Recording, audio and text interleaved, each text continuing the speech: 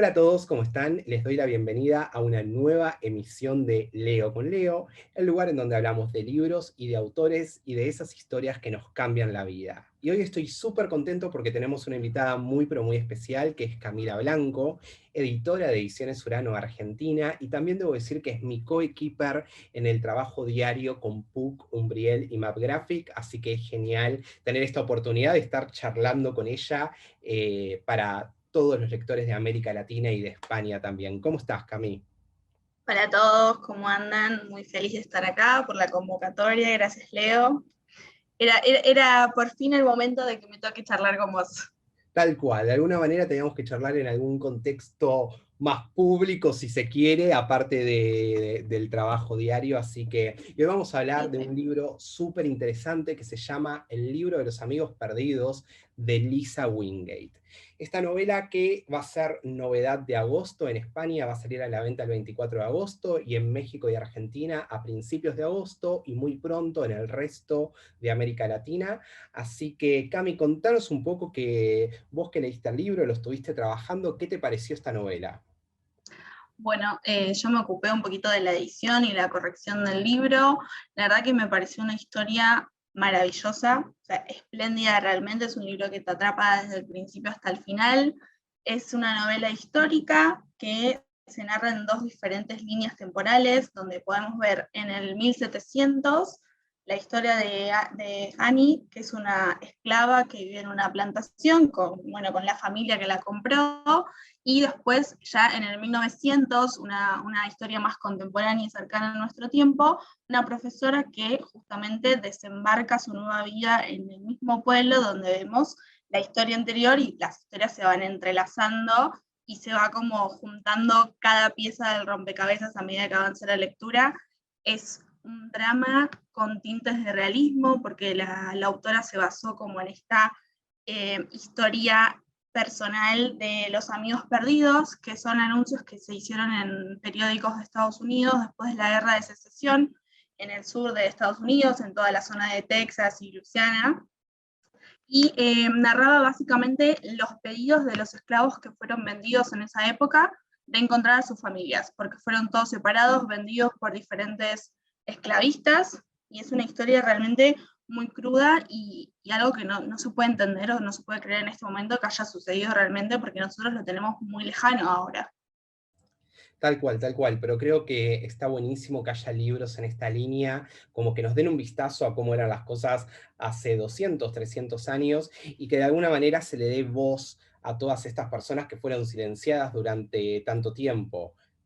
Exacto, de hecho, mismo en el desarrollo del libro se ve como la cruda verdad de lo que vivían los esclavos, de la desigualdad racial y social que había en la población en ese momento, de, bueno, una persona negra de color no era nada en la sociedad, era el último eslabón, y o sea, se da cuenta de cómo vivían, de que no tenían una cama, quizás se hacían una camita, un lecho con paja y ahí dormían. No tenían casi comida, no descansaban porque trabajaban sin cesar de sol a sol. El único día que podían descansar era el domingo, y lo usaban para ir a la iglesia, porque es un pueblo que, ante todo, nunca perdió la fe. Sí tenían la esperanza de en algún momento poder ser tratados como el resto de la sociedad, y obviamente adoraban a su Dios.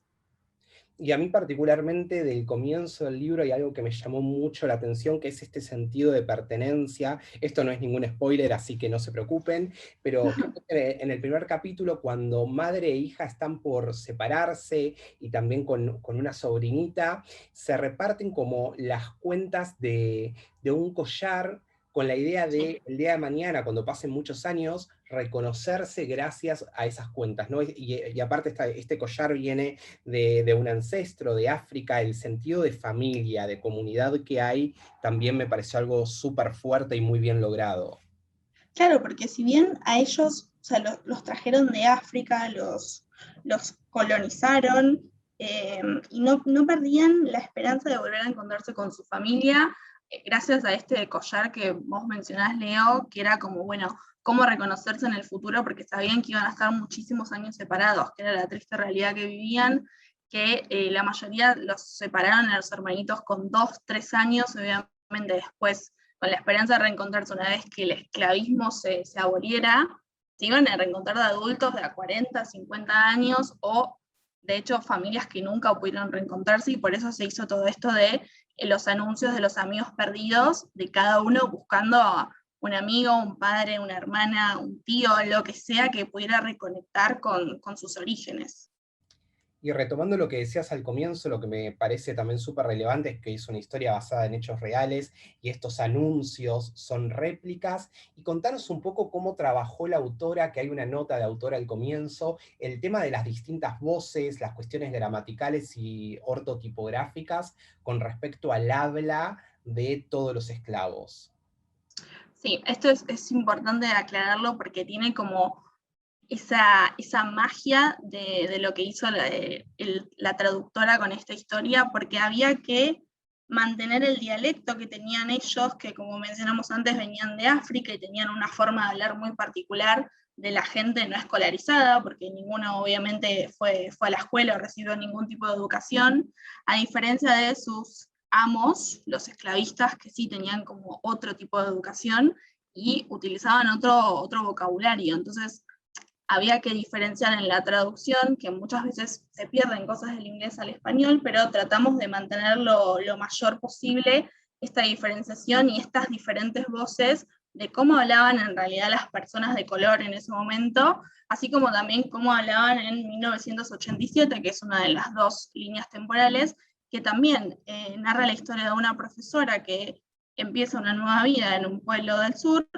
y se topa con también una desigualdad social importante porque se relaciona con un pueblo bastante humilde, con los chicos que, si bien van al colegio, muchos no tienen para comer, quizás, y la única forma de alimentarse era con la vianda del colegio, y también tenían su dialecto particular, que muchas veces da como medio un embrollo de entenderse entre profesores y alumnos.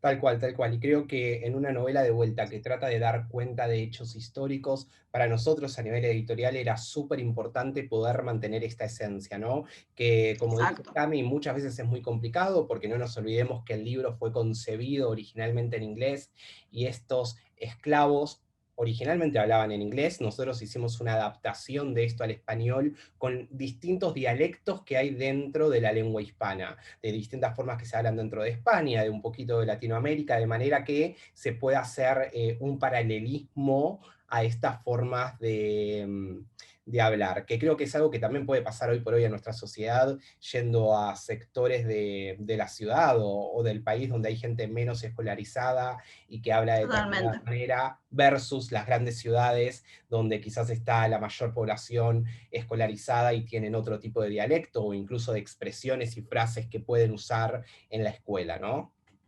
Totalmente, sí, sí. Y acá es muy notorio esa diferencia, porque se ve a lo largo de todo el libro cómo un personaje mantiene su misma voz y el mismo dialecto y la misma esencia desde el comienzo hasta el final, y cómo se diferencia con el resto de los personajes. Como que, bueno, yo puedo reconocer que está hablando ella porque sé que habla de esta manera y siempre se mantuvo de la misma forma y es fiel a sus orígenes. Tal cual, tal cual. Creo que ahí también la traductora tuvo un gran mérito y un gran trabajo de investigación, porque creo que esto es algo también que se ve mucho en todo lo que es literatura afroamericana. Es un trabajo que siempre está muy marcado el tema de las voces, así que, bueno, desde ahí tratamos de ser lo más fieles y transparentes con las limitaciones propias que nos da que sea en otro idioma, pero bueno, tratamos de hacer mucho trabajo desde ese lugar.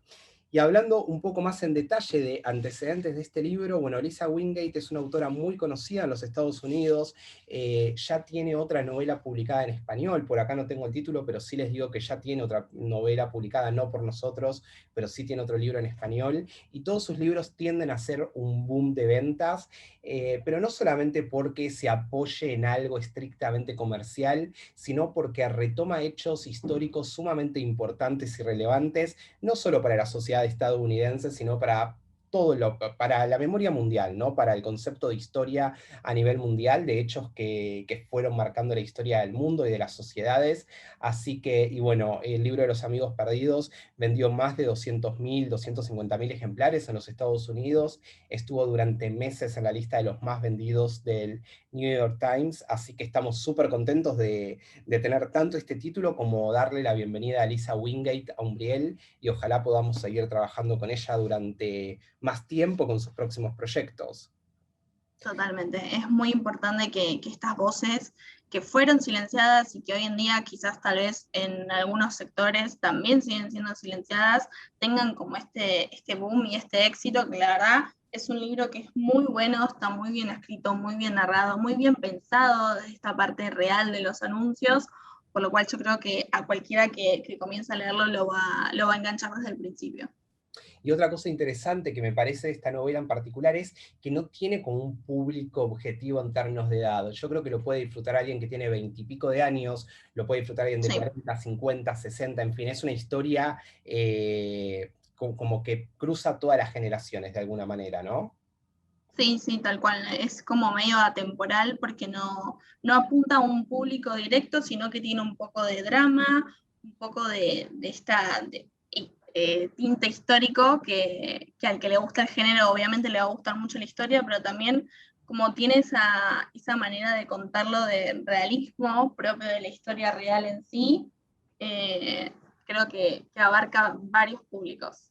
A mí se me ocurre que a los lectores de Christine Hanna, de Kate Morton, son dos autoras también de novela histórica muy conocidas y Tal cual, todos sí. los lectores pueden disfrutar de esta novela. Y bueno, y todos los que todavía no probaron la novela histórica o que tienen ganas de conocer un poco cómo fue toda la situación de esclavitud en los Estados Unidos. Hay mucho situado, como decía Cami al comienzo, en el sur de los Estados Unidos, en Texas, en Nueva Orleans. Creo que esta es una oportunidad fantástica para sumergirse de la mano de una gran autora también. Y Cami, para ir cerrando, ¿qué te parece la tapa? Que yo estoy perdidamente enamorado de esa tapa.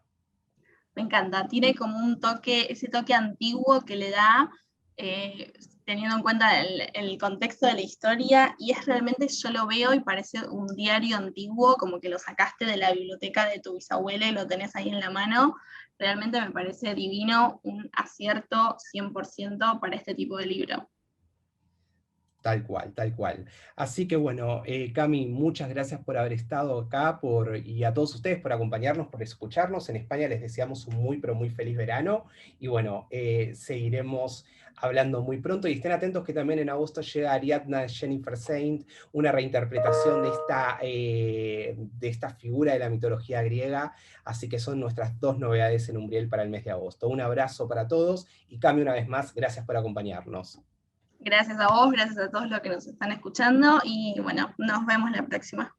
Chau, chau.